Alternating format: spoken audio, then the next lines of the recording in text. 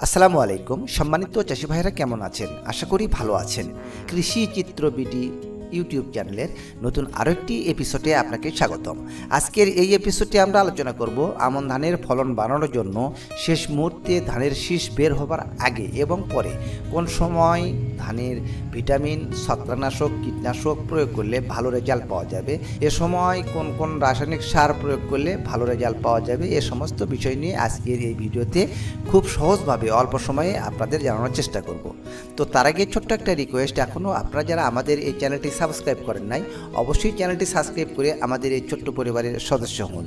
আর already যারা subscribe করেছেন তাদেরকে জানাই অসংখ্য অসংখ্য ধন্যবাদ। তো চলুন কথা না বাড়িয়ে আমরা মূল আলোচনা শুরু করি। সম্মানিত চাষি ভাইরা, আমরা যারা আমন ধান রোপণ করেছি, আমরা ধানের প্রথম থেকে শেষ পর্যন্ত অনেক পরিচর্যা করেছি। এখন ধানের কাস্তর আসার সময়, এ সময় যদি আমরা একটু ভুলের কারণে বা সহজ কিছু পরিচর্যা আমরা না করি তাহলে কিন্তু আমাদের ধানের ফলন শূন্যর কোটায় আসতে পারে। তাই চেষ্টা করব ধানের গুরুত্বপূর্ণ সময়ে সহজ পরিচর্যা নিয়ে কিছু আলোচনা করার। আমাদের ধান চাষের ভালো ফলনের জন্য গুরুত্বপূর্ণ সময়টা হচ্ছে যখন ধানের কাস্তর আসে। ধানের এর সময় ধান গাছগুলিকে যেমন রোগ পোকামুক্ত রাখতে হবে, তেমনি ধানের দানাগুলো যেন পুষ্ট হয় সেদিকে খেয়াল রাখতে হবে বেশি বেশি।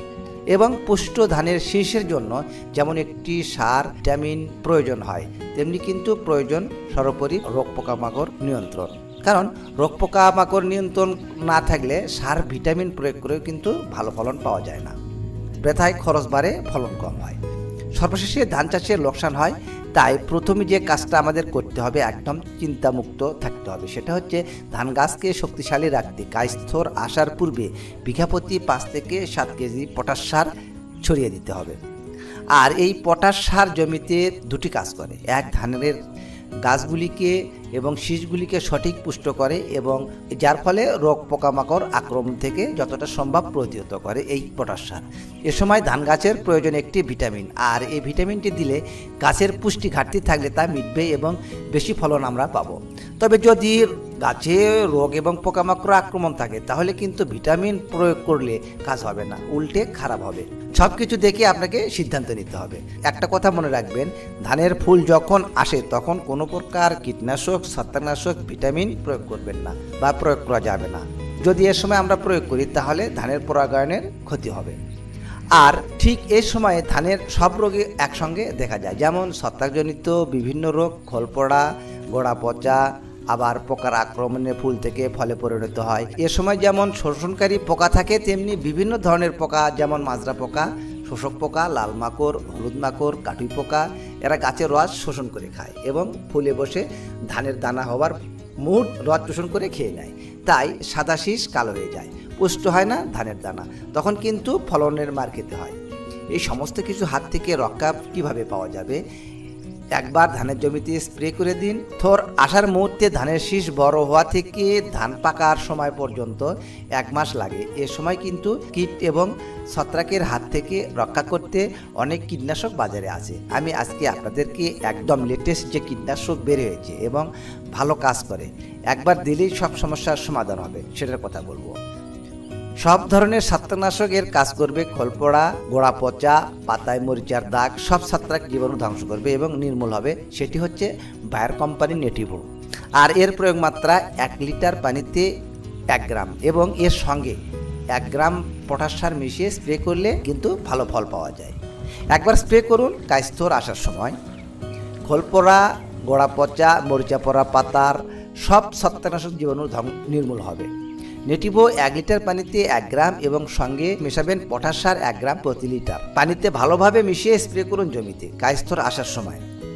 সমস্ত ছত্রাক ধ্বংস হবে, নির্মূল হবে। দ্বিতীয়বার আপনাকে ছত্রাকের জন্য কোনো প্রকার ছত্রাকনাশক আপনাকে প্রয়োগ করতে হবে না। আর মাজরা পোকার জন্য অনেক কীটনাশক আছে। ফসলের সুরক্ষায় উদ্ভাবনীয় কীটনাশক সিনজেন্টা কোম্পানির ইনসোপিও।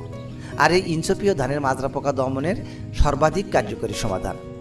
ইনসোপিও 20SC ধানের মাজরা পোকা দমনে একটি অত্যাধুনিক সমাধান।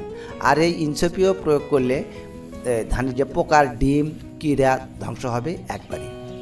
দীর্ঘ সময় ধরে ধানকে আপনার সুরক্ষা দিবে, সঙ্গে সঙ্গে কাজ করবে। আর এই কীটনাশক প্রয়োগ করলে চিবিয়ে খাওয়া রস শোষণকারী পোকাগুলি মারা যাবে, বারবার স্প্রে করতে হবে না। একবার স্প্রে করে নির্মূল হবে পোকা। এরপরেও একটা ভয়ঙ্কর পোকা আছে আমাদের ধান গাছে, যেটি বাদামি শোষক পোকা বা সাদা রঙের শোষক পোকা। এই সমস্ত পোকাগুলি রয়েছে, এই পোকাগুলি ধানের নষ্টকারী পোকা। দেখবেন ধান বেরিয়ে গেছে, ধানের দানা এসেছে, তখনও কিন্তু এই পোকাগুলি ধান গাছে সহ শুকনো করে দিতে পারে 2-3 দিনের মধ্যেই। এই শোষক পোকার জন্য বাজারে অনেক কীটনাশক আছে। সবথেকে ভালো কীটনাশক তৎক্ষণাৎ ক্রিয়া দীর্ঘস্থায়ী প্রতিক্রিয়া, সেটি হচ্ছে সিনজেন্টা কোম্পানির ভিস্টোরিয়া। সম্মানিত চাষি ভাইয়েরা, এই ভিস্টোরিয়া কিন্তু একটি খুবই শক্তিশালী একটি কীটনাশক। একবার মাত্র দেবেন, বারবার দিতে হবে না। এই ভিস্টোরিয়া কীটনাশক 15 লিটার পানিতে 5 গ্রাম হারে ভালোভাবে মিশিয়ে স্প্রে মেশিনের সাহায্যে স্প্রে করে দিলেই হবে। বারবার ছত্রাকনাশক প্রয়োগ করার কোনো দরকার নেই। নেটিভো একবার কায়স্থর আসার আগে আপনাকে কোনো রকম ছত্রাকনাশক প্রয়োগ করতে হবে না। আর মাজরা পোকার জন্য ইনসিপিও দিন কায়স্থর আসার সময়, আর আপনাকে কোনো প্রকার কীটনাশক প্রয়োগ করতে হবে না। আর ঠিক ধান ফলাবার মুখে ভিস্টোরিয়া একবার দিয়ে দিন শোষক পোকার জন্য, তাহলে কিন্তু দীর্ঘস্থায়ী কাজ করবে। তৎক্ষণাৎ যে সমস্ত পোকা থাকবে সঙ্গে সঙ্গে মারা করবে। আপনাকে কিন্তু দ্বিতীয়বার আর কোনো কীটনাশক শোষক পোকার জন্য প্রয়োগ করতে হবে না। তবে দামটা একটু বেশি, কিন্তু কাজ অনেক ভালো। এই ছিল আজকের আমন ধান চাষের আমাদের ভিডিওটি। আর ভিডিওটি ভালো লাগলে লাইক, শেয়ার, কমেন্ট করার অনুরোধ রাখছি। সঙ্গে থাকার জন্য এবং ভিডিওটি শেষ পর্যন্ত দেখার জন্য আবারও সকলকে ধন্যবাদ।